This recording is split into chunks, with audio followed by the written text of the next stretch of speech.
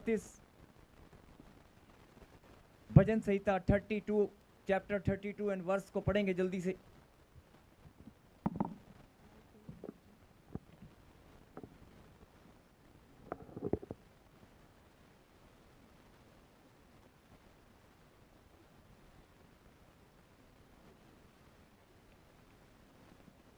जल्दी जल्दी पढ़ेंगे।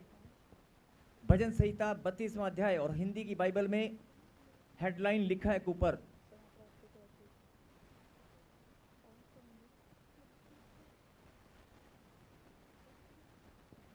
हिंदी की अगर बाइबल आपके पास है तो उसके ऊपर एक हेडलाइन लिखा है, पाप क्षमा की आशीष, क्षमा प्राप्ति की आशीष। क्या लिखा है? क्षमा प्राप्ति की आशीष। क्षमा प्राप्ति की आशीष।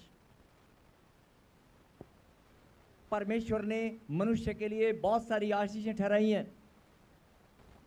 परमेश्वर ने अपने बच्चों के लिए बहुत सारी ब्लेसिंग बनाई है, बहुत सारी ब्लेसिंग रखी हैं। लेकिन परमेश्वर के सामने जब हम प्रार्थना करते हैं तो हम क्या गिड़गिड़ाते हैं और क्या मांगते हैं कि परमेश्वर मुझे संतान की आशीष दे, मकान की आशीष दे, धन की आशीष दे, वीजे की आशीष दे, मुझे ये आशीष दे, मुझे वो आशीष दे, बढ़ोतरी की आशीष दे, कामयाबी की दे, सफलता की दे, लंबी दीर्घायु की दे, अच्छे स्वास्थ्य की दे, चंगाई की आशीष दे, छुटकारे की आशीष दे, अन्न जल की आशीष। ऐसे बहुत सारी आशीष आप मांगते हैं। हाँ जी, मांगते हैं कि नहीं? आप बहुत सारी ब्लेसिंग मांगते हैं, रिश्तों की आशीष, सुंदरता की आशीष, कामयाबी की आशीष, बुद्धि की आशीष, ज्ञान समझ बुद्धि में बढ़ने की आशीष। आप बहुत सारी ब्लेसिंग प्रभु से मांगते हैं, लेकिन सारी आशीषें तभी काम करेंगी जब आपके पास ये आशीष होगी। अगर ये आशीष आपके पास नहीं है, जो आशीष की बात मैं कर रहा हूं, अगर ये आशीष आपके पास नहीं है तो बाकी आशीषों के ऊपर शैतान बहाना बनाकर बैठ जाता है और आने के लिए रोक देता है। बोल हालेलुया। हालेलुया। मैं फिर बोल रहा हूं, बहुत सारी ब्लेसिंग परमेश्वर ने बच्चों के लिए ठहराई हैं, और आप जब प्रार्थना में मांगते हैं कि परमेश्वर मुझे आशीष दे, मुझे वो आशीष दे, सारी आशीषें, सब कुछ परमेश्वर देने वाला है, आप रिसीव करने वाले हैं। लेकिन जो लोग कहते हैं कि मुझे आशीष मिलनी थी लेकिन मिली नहीं, मैं प्रार्थना भी बहुत करता हूँ, भेंट और दशवांश भी बोता हूँ, मैं दिन रात सेवा भी करता हूँ, लेकिन ऐसा क्या है कि मेरी आशीष आते आते रुक जाती है, मेरा काम बनते बनते रुक जाता है, मुझे आशीष क्यों नहीं मिल रही? तो उसका सबसे बड़ा कारण है कि एक आशीष है, वो आपके पास होना बहुत ज़रूरी है, और वो आशीष हर रोज आपके पास होना चाहिए, डेली, हर समय आपके पास रहना चाहिए। और वो आशीष है क्षमा प्राप्ति की आशीष। क्षमा प्राप्ति मतलब माफी आपको मिली या नहीं, आपके गुनाह, आपके अपराध क्षमा हुए कि नहीं, ये एक ब्लेसिंग है। माफी की आशीष, क्षमा प्राप्ति की आशीष। मेरे पीछे गए, क्षमा प्राप्ति की आशीष। क्षमा प्राप्ति की आशीष। अगर आपके पास माफी की ब्लेसिंग नहीं है तो सारी आशीषें नहीं आ पाएंगी। क्या आपकी आत्मा इस बात की गवाही देती है? क्या आपको बात समझ में आ रही है? एग्जाम्पल दे रहा हूं, अगर आप कोई वीज़ा की फाइल आपने लगाई है, या कोई भी काम आप करना चाहते हैं, आपकी फाइल पे सबकी आशीष आ रही है लेकिन आपका काम नहीं बन रहा है, आपकी ट्रांसफ़र नहीं हो पा रही है, या आपका कोई काम नहीं बन पा रहा है, तो इसका मतलब कोई ना कोई गलती आपने की है, कोई ना कोई आत्मिक गलती। गलती तो सबको समझ में आता है, लेकिन आत्मिक गलती, स्पिरिचुअल मिस्टेक, कुछ ऐसी मिस्टेक्स होती हैं जिसको इंसान सुबह से लेकर शाम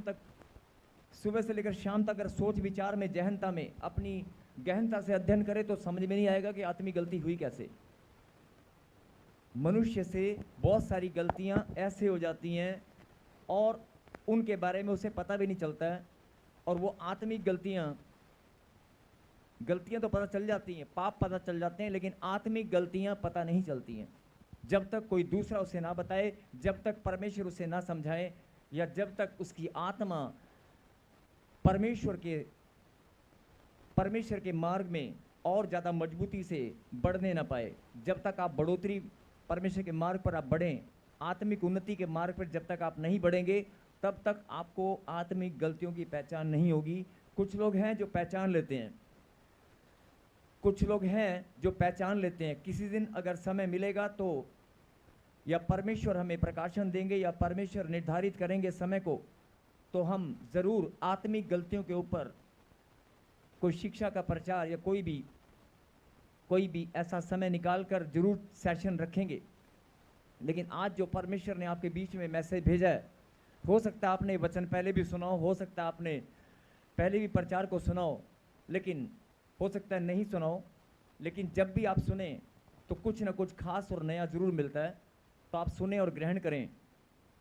मैं फिर बोल रहा हूँ कि अगर आपने वीज़े की फाइल कहीं पर लगाई है या किसी काम के लिए आपने लगाया, तो आपका काम अगर नहीं बन रहा है, आपको लगता है कि मेरे अंदर कमी क्या है। मैंने तो प्रार्थना भी की है, विश्वास भी मेरा बड़ा है, प्रार्थना भी की, विश्वास भी किया, भेंट और दशमांश भी देता हूँ, वचन पर भी चलता हूँ, मैं आज्ञा पालन भी करता हूँ, और मैं मजबूती के साथ, दृढ़ता के साथ आत्मिक मार्ग पर दौड़ता भी हूँ।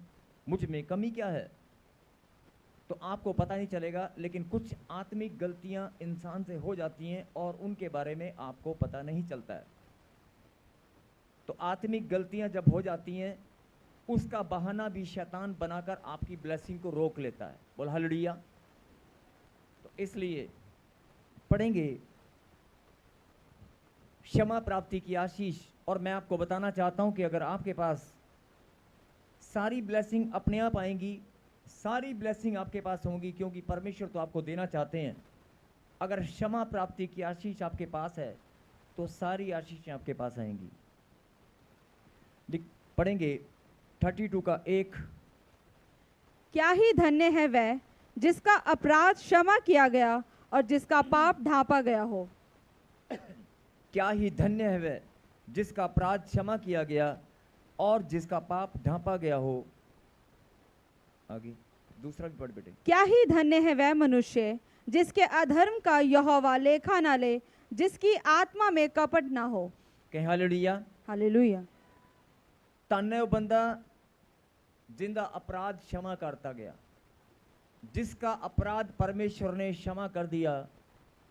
अभी मैंने कहा था कि इंसान इतने गंदे घिनौने पाप करता है, इंसान के पाप इतने गंदे और घिनौने हैं, जुबान के द्वारा, सोच के द्वारा, मन के द्वारा, विचारों के द्वारा, अपने कामों के द्वारा, डिसीजन के द्वारा, निर्णय के द्वारा, किसी भी काम से इंसान के ऐसे ऐसे काम उसे पता भी नहीं चलता, और इतने गलत तरीके से वो पाप कर देता है और मालूम भी नहीं होता। लेकिन परमेश्वर ने आपके गुनाहों को, छोटे हों या बड़े, गंदे हों या घिनौने, छोटे हों या बड़े, गंदे हों या घिनौने, नीच पाप हों या शर्मनाक पाप हों, नीच पाप और शर्मनाक पाप क्यों ना हो, लेकिन परमेश्वर ने अपने बच्चों पर दया की, और अपने बच्चों पर दया की, और लिखा है क्षमा प्राप्ति की आशीष आपको दी है। हालेलुया। और वो आशीष, क्या ही धन्य है वह जिसका अपराध क्षमा किया गया। क्या ही धन्य है वो इंसान जिसका अपराध परमेश्वर ने क्षमा कर दिया, वरना क्षमा करने के लायक नहीं था। और आगे क्या लिखा, जिसका पाप ढांपा गया हो। अपराध क्षमा भी कर दिया और उसके पाप को ढांप भी लिया। आज जितने भी लोग यहाँ पर बैठे हैं और जो लोग ऑनलाइन सुन रहे हैं, उनको मैं बताना चाहता हूँ कि आपके पापों को परमेश्वर ने, एक भी इंसान ऐसा नहीं है जो उंगली उठाकर ये बोल सके नहीं नहीं मेरे पाप ढांपे नहीं गए हैं। एक भी मनुष्य ऐसा नहीं होगा जो ये कहे कि मेरे पाप ढांपे नहीं गए हैं। आपके पाप परमेश्वर ने ढांप दिए हैं। आपकी गलती, आपकी नामधराई को परमेश्वर ने दूर किया है। आप, हो सकता है आप चोरी करने वाले थे, हो सकता है आप गाली देने वाले थे, हो सकता है आपका गंदा स्वभाव था, हो सकता है आप किसी के पैसे ठगी, कुछ ना कुछ किया होगा, लेकिन आज आपकी समाज में इज्जत और रुतबा परमेश्वर ने बना दिया है, बढ़ा दिया है। छोटी छोटी बातों में पहले जो था, अब वही लोग आपको दूसरी नज़र से देखते हैं। पहले जो लोग आपको किसी और नज़र से देखते थे, पहले जो लोग आपको किसी और स्वभाव से, किसी और कारण से आपको दोषी मानते थे या उंगलियां उठाते थे, आज वही लोग आपसे प्रेम रखते हैं। आज परमेश्वर ने आपके हालेलुया। पापों को ढांप लिया है। आज वही लोग आपको बोलते हैं, यार ये बंदा बदल गया है, ये बहन बदल गई है, इसके जीवन में यार बहुत बड़ा बदलाव है। ऐसा अगर लोग बोलते हैं तो इसका मतलब परमेश्वर ने आपके पापों को ढांप लिया है। और पापों को ढांपने का मतलब परमेश्वर का बहुत सच्चा प्रेम भी आपके साथ है। वो मैं आपको बताना चाहता हूं कैसे। जैसे एक माँ अगर गली में कोई बच्चे लड़ाई करें, 3-4 बच्चे लड़ाई कर रहे हैं और एक बच्चे ने डंडा उठाकर 2-3 को पीट दिया और पीट कर वो भाग आया, आजू बाजू में जो सो रहे हैं एक दूसरे को कहीं जागते रहें। सो कोई नहीं रहा, मैं वैसे बोल रहा हूं कि ध्यान से सुने। अगर कोई बच्चा किसी की पिटाई करके भाग आया और डर के मारे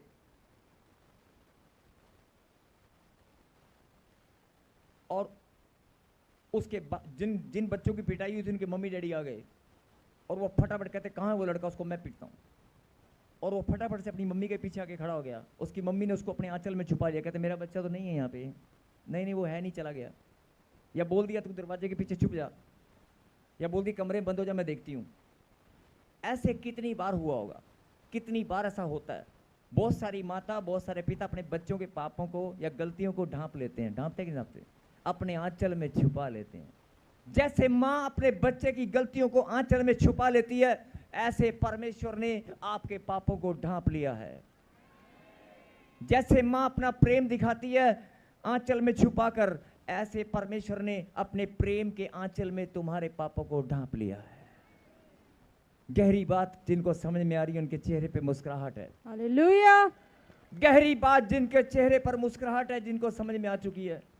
जैसे एक माँ अपने बच्चे की गलती और गुनाहों को ढांप लेती है, ऐसे परमेश्वर ने अपने प्रेम रूपी आंचल में तुम्हारे पापों को ढांप लिया है। और आपका मन, आपकी आत्मा गवाही देगी, हाँ मेरे साथ ऐसा हुआ है। जो लोग बोलते हैं कि मुझे परमेश्वर ने कभी प्यार नहीं किया, आज के बाद कभी बोल नहीं पाएंगे। ये प्रेम है परमेश्वर का, अगर आपके पापों को उसने ढांप लिया है। यही तो प्रेम है। बोल हालेलुया। और क्या ही धन्य है जिसका अपराध क्षमा किया गया और जिसका पाप ढांपा गया हो। और दूसरा में क्या लिखा, क्या ही धन्य है मनुष्य जिसके अधर्म का यहोवा लेखा न ले। क्या ही धन्य वो इंसान जिसके अधर्म का यहोवा लेखा न ले। गलतियों, गुनाहों और पापों को परमेश्वर ने, अपराध को माफ भी कर दिया, माफ भी कर दिया और पापों को ढांप भी लिया और तुम्हारी गलतियों का लेखा भी नहीं लिया, लेखा भी नहीं लिया। अगर लेखा लेने लगे तुम्हारे अधर्म का, अगर परमेश्वर लेखा लेने लगे, एक इंसान भी उसके सामने खड़े होने के योग्य नहीं है। अभी बहुत सारे लोग अगर किसी से पैसे मांगने हो ना, उधार पैसे दिए हो तो याद रहता है, हाँ मैंने तुझे दिए थे, तुझे दिए थे, तुझे दिए थे। लेखा लेना याद रहता है, हाँ मैंने तुझे पैसे दिए थे, तुझसे लेने हैं, तुझसे देने हैं, तुझे लेने के देने हैं, सब याद रहता है। क्या परमेश्वर को याद नहीं है? क्या परमेश्वर को याद नहीं है? लेकिन उसने कहा कि तुम्हारे अधर्म का मैं लेखा नहीं लूंगा। अगर मैंने अपना प्यार तुझे दिखाया है, अगर तुझे अपना बेटा होने का अधिकार दिया है, अगर तुझे मैंने ग्रहण किया है, तूने मुझे ग्रहण किया तो मैंने तुझे ग्रहण किया। अगर मैंने तुझे ग्रहण किया है तो जा, तूने मेरे बलिदान पर जब भरोसा किया, तूने मेरे लहू बहाने और कोड़े खाने पर जब तूने भरोसा किया, मैंने तेरे अपराधों को माफ कर दिया, क्षमा प्राप्ति की आशीष तुझे दी, पाप क्षमा की आशीष तुझे दी और तेरे अपराधों को मैंने क्षमा कर दिया, तेरे अपराधों को माफ कर दिया और तेरे अपराधों को माफ करने के बाद तेरे पापों को मैंने ढांप भी लिया है। कोई भी तुझ पर उंगली उठाने नहीं पाएगा कि ये बहन गंदा था, ये भाई गंदी थी। आप समझ रहे हो? ये भाई गंदा था, ये बहन गंदी है। कोई भी तुझ पर उंगली उठाने नहीं पाएगा, कोई भी अक्षरों में टेढ़ा मेढ़ा भी बोल नहीं पाएगा। कोई भी शब्दों में भी आपको टेढ़ा मेढ़ा बोल नहीं पाएगा। अभी मैंने जैसे टेढ़ा मेढ़ा बोल के दिखाया ना, कई लोगों को लगा वो शायद प्रॉफिट जी ने जान के बोल दिया। जान के नहीं बोला, बोल के दिखाया आपको। शब्दों में भी कोई टेढ़ा मेढ़ा बोल नहीं पाएगा।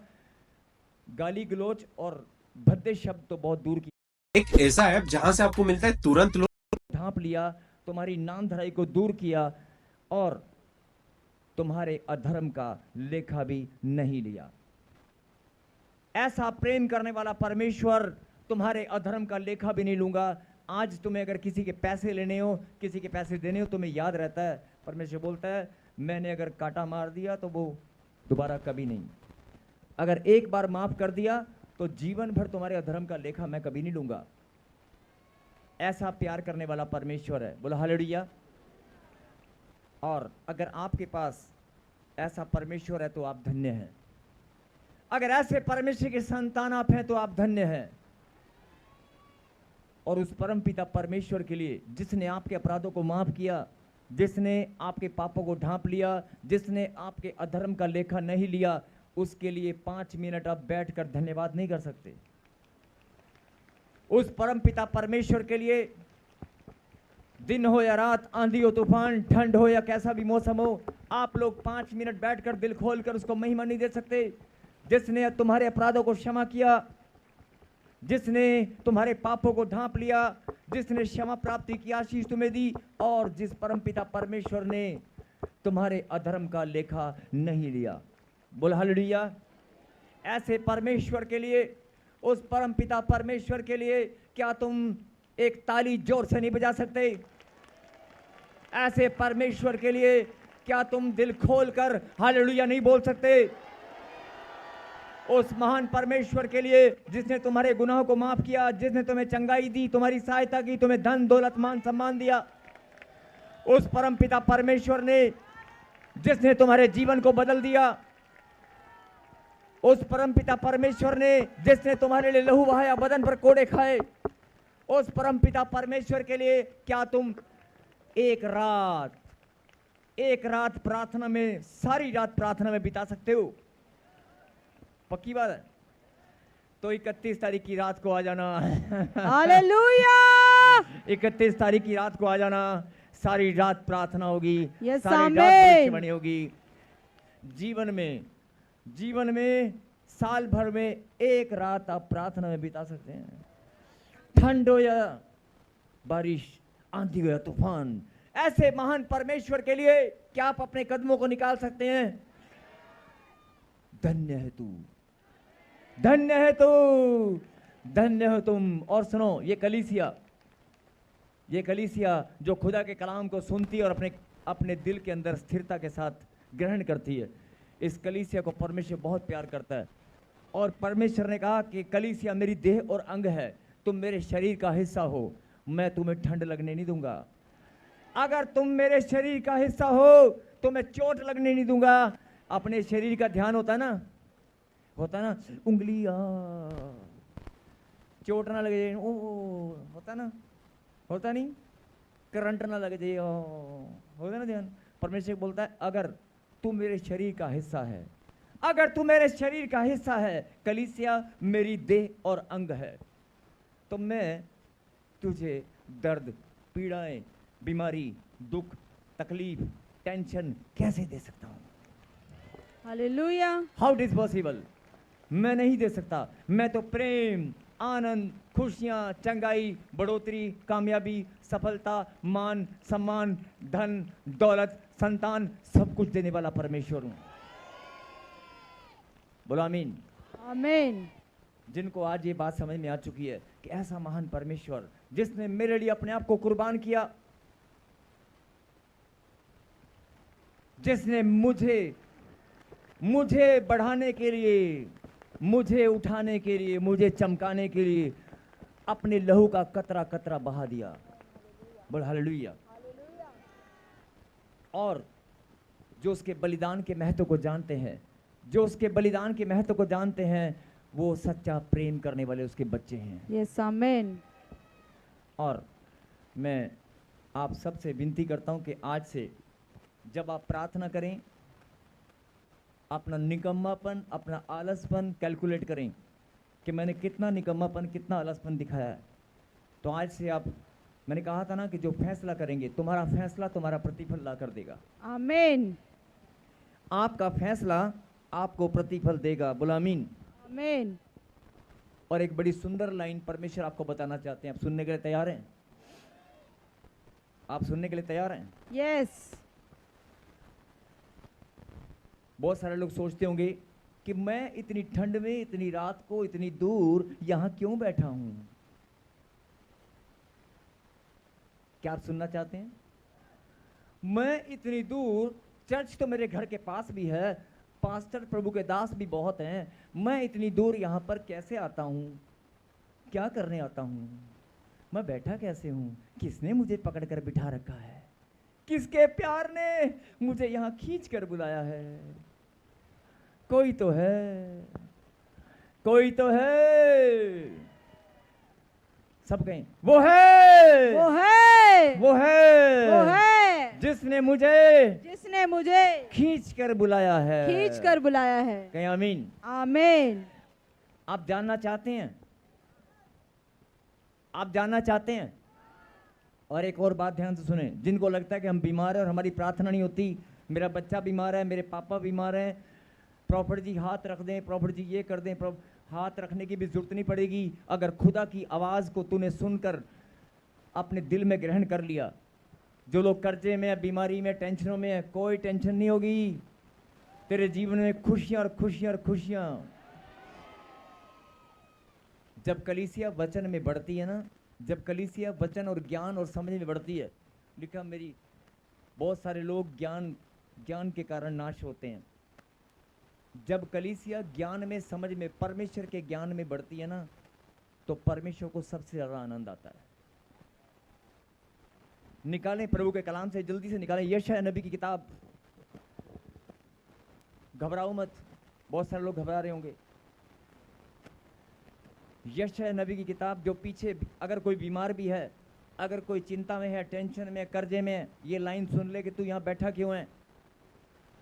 जब आपको पता चलेगा कि मैं यहां पर बैठा क्यों, और मुझसे प्यार करने वाले परमेश्वर ने मुझे क्षमा प्राप्ति की आशीष दी, मेरे अपराधों को क्षमा किया, मेरे अपराधों को क्षमा किया, मेरे पापों को ढांप लिया, और मेरे पापों को ढांप लिया, और मेरे अधर्म का लेखा नहीं लिया। बोल हालेलुया।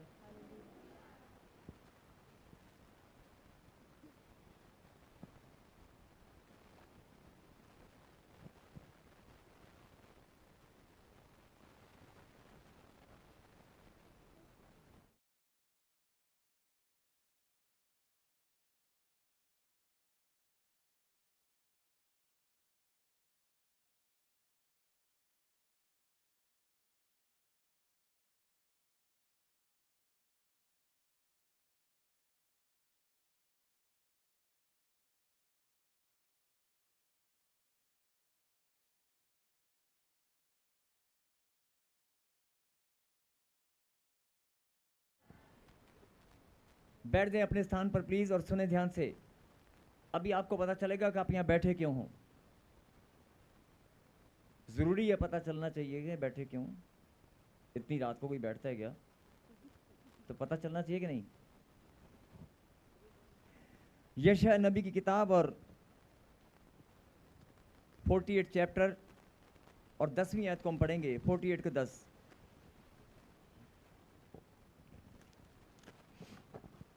हालेलुया। देख, मैंने तुझे निर्मल तो किया, परंतु चांदी के समान नहीं। मैंने दुख की भट्टी में परख कर तुझे चुन लिया है।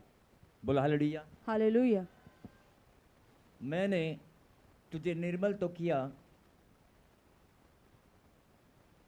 कईयों को समझ में नहीं आया होगा। दुख की भट्टी में से परख कर तुझे चुन लिया है। दुख की भट्टी में से चुन कर तुझे, परख कर तुझे चुन लिया है। अगर तुम्हारे जीवन में थोड़े बहुत दुख भी आए हैं ना, तो घबराओ मत, परमेश्वर ने परख कर तुम्हें चुन लिया है। अभी आप यहां पर बैठे हो ना, तो आपको पता होना चाहिए कि मैं चुना हुआ हूं। अगर आप यहां आमीन। बैठे हो तो आपको पता होना चाहिए, बहुत सारे लोग अभी रजाई में, बिस्तरे में, कंबल में सो रहे हैं। बहुत सारे लोग को ठंड लग रही है और नींद में, लेकिन आप यहाँ बैठे हो। आपको पता होना चाहिए कि मुझे परमेश्वर ने परख कर, दुख की भट्टी में से निकाल कर चुन लिया है। मैं वो हूं जिसने दुख, दर्द, पीड़ाओं को सहन किया, लेकिन परमेश्वर को नहीं। परमेश्वर ने तुझे बल दिया और अपने समीप आने का मौका दिया। परमेश्वर तुझे चुन लिया है। अब एक बात बताओ, क्या आपकी आत्मा, क्या आपका मन मानता है कि परमेश्वर मुझे चुन लिया है? क्या आपकी आत्मा गवाही देती है कि परमेश्वर मुझे चुन लिया है?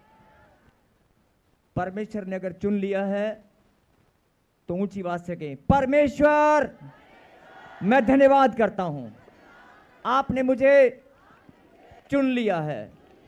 कहें आमीन। अब आप बताओ, आपने सच बोला कि झूठ? सच बोला है?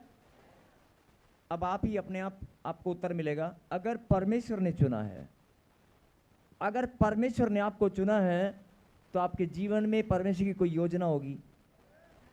अगर परमेश्वर ने चुना है तो फिर परमेश्वर ने आपको खा लिया तो आप यहां से जा सकते हैं। अगर परमेश्वर ने आपको चुना है तो आपके जीवन से कुछ तो करना चाहता है। एक ही लाइन बोलेंगे और प्रार्थना करेंगे आखिरी। सब मेरे पीछे के, हे परमेश्वर, मैं आपकी योजना का हिस्सा हूं, आपने मुझे चुन लिया है, मैं आपकी योजना का हिस्सा हूं। हे परमेश्वर, आपने मुझे चुन लिया है। फिर से कहें, हे परमेश्वर, आपने मुझे चुन लिया है, मैं आपकी योजना का हिस्सा हूं। आपकी योजना मेरे जीवन में फलवंत होने पाए, यीशु के नाम में, आमीन। जितने लोग आज से ऐसे प्रार्थना करेंगे कि परमेश्वर तूने मुझे चुना है और तूने मुझे चुना है और मैं आपकी योजना का हिस्सा हूं, और मैं आपकी योजना का हिस्सा हूं और मेरे जीवन में आपकी योजना पूरी होकर रहेगी। आज से जितने लोग ऐसे प्रार्थना करेंगे वो अपने जीवन में आशीषों को फलवंत होते देखेंगे। इट्स अ प्रोफेसी, ये भविष्यवाणी है। अपनी आंखों को बंद करें। सर्वशक्तिमान परमपिता परमेश्वर, जिन बच्चों ने प्रभु जी आपके कलाम को सुनकर शिक्षा को ग्रहण किया, जिन्होंने आज इस बात पर प्रभु जी ईमान रखा और धन्यवाद किया कि प्रभु मैं धन्य हूँ। मेरे पिता, जिनके मन, जिनकी आत्माएं अपने आप को आज जान चुकी हैं कि प्रभु ने मुझे चुना है, परमेश्वर ने मुझे लाखों की भीड़ में से चुना है, मैं धन्य हूँ। कहीं आमीन। मेरे पिता, जिनके मन में प्रभु जी आज बड़ी खुशी और आनंद है, जिनको ये विश्वास है कि परमेश्वर ने मुझे चुन लिया है और मैं परमेश्वर की योजना का हिस्सा हूँ, मेरे खुदा, सच में प्रभु जी आपकी योजना हम सब के जीवन में पूरी होने पाए। और मेरे पिता, मैं धन्यवाद करता हूँ कि आपने हम सब के अपराधों को क्षमा किया और हमारे पापों को ढांप लिया और हमारे अधर्म का आपने लेखा नहीं लिया। धन्यवाद पिता परमेश्वर, इन बच्चों के आत्मा में कपट नहीं है। मेरे पिता, ये सच में आपके बच्चे हैं और प्रभु जी आपसे प्यार करने वाले आपके बेटे और बेटियां हैं, और जिसने इनके जीवन में, इनके शरीर में घुसकर नकली की योजना बना रखी है, उसे मैं डांटता हूं और कमांड करता हूं यीशु मसीह नासरी के नाम से। परमेश्वर की योजना हमारे जीवन में पूरी होगी। आमीन। ये बच्चे परमेश्वर की योजना का हिस्सा हैं। आमीन। शैतान, तेरी योजना फ्लॉप हो चुकी है। आमीन। बहुत सारे शरीर में, सुनेंगे ध्यान से, पीछे वाले, दाएं वाले, बाएं वाले, ऑनलाइन वाले, बहुत सारे शरीर में, बहुत सारे जीवन में, बहुत सारे लोगों के जीवन में और शरीर में बीमारियां, कर्जा, बांझपन घुस कर बैठा है और अपनी योजना बनाकर बैठा है कि मैं बांझपन इसके जीवन में घुसकर इसको बांझ ही बनाकर रखूंगा, इसका नाश करूंगा। और बहुत सारे लोगों के जीवन में कर्जे ने अपनी योजना बनाई है, शैतान ने अपनी योजना बनाई है कि इसको कर्जे में डालकर मार दूंगा। ऐसे बहुत सारे लोगों के जीवन में शैतान ने अपनी योजना बना रखी है। वो सारी की सारी योजनाएं फ्लॉप हो जाएंगी अगर आप कहेंगे मेरे जीवन में परमेश्वर की योजना पूरी होकर रहेगी। शैतान की योजना फ्लॉप हो चुकी है, कैंसिल हो चुकी है, शैतान का अधिकार खत्म हो चुका है। कहीं आमीन। लो जी, सुनो ध्यान से। अभी आप सुनना, तेरी योजना खत्म हो चुकी है। गांठ, गिल्टियां, पथरियां, रसोलियां, शुगर, टाइफाइड, काला पीलिया, बांझपन, मुंह खोल, चिल्ला और दौड़ कर आगे आ जा। हालेलुया। दौड़ कर आगे आ जा। तेरा टाइम खत्म हो चुका है। शैतान की सारी योजनाएं कैंसिल हो चुकी हैं। चिल्ला चिल्ला के बाहर आ, क्योंकि आज ये बच्चे जान चुके हैं परमेश्वर की योजना का हम हिस्सा है। परमेश्वर की योजना का हम हिस्सा है। परमेश्वर की योजना इनके जीवन में पूरी होकर रहेगी। शैतान, तेरी योजना खत्म हो चुकी है। चल, जादू टोना कैंसल, निकला निकला। यस यस यस यस, मुंह खोलो, चिल्ला और बाहर आ जाओ। शैतान, तेरी सारी योजनाएं बीमारी में डालकर, बांझपन में डालकर, दर्द पीड़ा, बाहर आ जाओ। ताली बजाकर धन्यवाद करें सब। ये देख रहे हो, हालेलुया। ये देख रहे हो, अगर शैतान की योजना है तो प्रभु का नाम लेते ही सब कैंसिल हो रही हैं। देख रहे हो, ये योजना है शैतान की। शुगर, ये टाइफाइड, हाँ, ये रसोलियाँ, ये रसोलियाँ, ये देखो, ये देखो, ये सुसाइड कराने वाली, ये देखो, ये देखो, ये हाथ पैर टेढ़े करने वाली, ये हाथ टेढ़ा करने वाली। हाँ हाँ हाँ, दौड़ कराओ, दौड़ कराओ, दौड़ कराओ, छुप कर नहीं बैठ सकती। ये परमेश्वर की योजना का हिस्सा हैं। ये बच्चे परमेश्वर की योजना का हिस्सा हैं।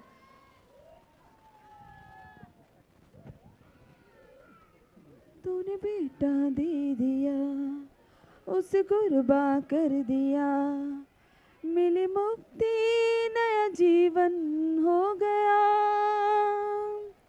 रूह को जाहिर है किया, अपनी आग से भरा, मेरा सब कुछ नया कर गया। तू पाक है, मुझ में तू बसा। सब बैठ जाएं, अपने स्थान पर बैठ जाएं, प्लीज खड़े ना रहें। आप बैठ जाएं, आप बैठ जाएं। खड़ा वो होगा, खड़ा वो होगा जिसकी योजना फ्लॉप हो चुकी है। वो शैतान जो तुम्हारे शरीर में घुसकर बैठा है, वो शैतान जो बीमारियां बनाकर बैठा है। कैमरामैन इधर दिखा, बैठ जा बेटे, बैठ जा, बैठ जा। कैमरामैन दिखा इधर। ये बहन, खड़े हो जाओ बेटे, खड़े हो जाओ। आप परमेश्वर की योजना का हिस्सा हैं, है ना? तो शैतान ने जो योजना आपके जीवन में बनाई है ना, बांझपन, आपके बच्चा नहीं है? हैं? कितने बच्चे हैं? अभी बोल के बताओ। प्रेगनेंसी हुई, हैं? अभी प्रेगनेंसी हुई, जोर से बोलो। 2.5 महीने की शैतान ने योजना प्रेगनेंसी। कितने साल बाद? 6 साल। शैतान छः- चाहता है कि 6 वो बच्चा फलवंत ना होने पाए। उसकी योजना है कि मैं कुछ गड़बड़ी करूं, लेकिन परमेश्वर ने कहा कि नहीं, मैं इस आशीष को फलवंत करूंगा। Yes, बोलो आमीन। आमीन। मुझे तो नहीं बताया, आपने देख लो। ताली बजाकर धन्यवाद करें। तू पाक है, मुझ में तू बसा, मेरी सांस है तो रूह है खुदा।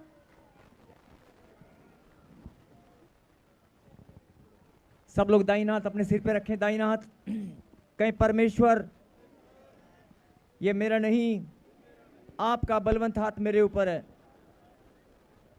आपका अनुग्रहकारी हाथ मेरे और मेरे घराने के ऊपर है, मेरे रिश्तों के ऊपर है, मेरे बिजनेस रोजगार के ऊपर आपका हाथ है। कहीं आमीन। फिर से कहीं, परमेश्वर, मैं आपकी योजना का हिस्सा हूं। कहीं आमीन।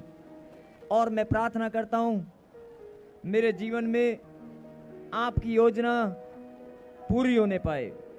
कहीं आमीन।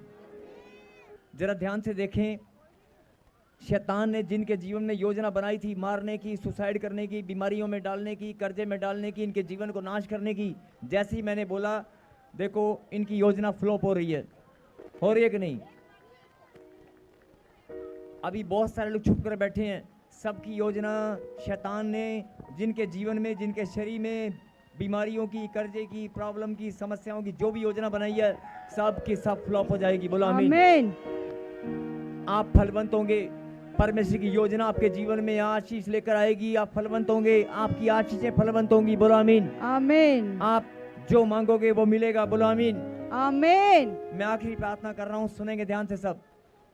पवित्र परमेश्वर, प्यारे खुदा, जिन्होंने आज विश्वास किया है, जिन्होंने आज सच्चे मन से विश्वास किया कि मेरे खुदा मैं आपकी योजना का हिस्सा हूं और मेरे जीवन में आपकी योजना पूरी होकर रहेगी, मैं प्रार्थना करता हूं मेरे पिता, सच में इनकी आशीषें और आपकी योजना इनके जीवन में फलवंत हो और ये सब के सब बड़ी गवाही के साथ नाचते हुए कूदते हुए आपके भवन में आए, नाचते हुए कूदते हुए बड़ी बड़ी गवाहियों के साथ ये आपकी महिमा करने आए।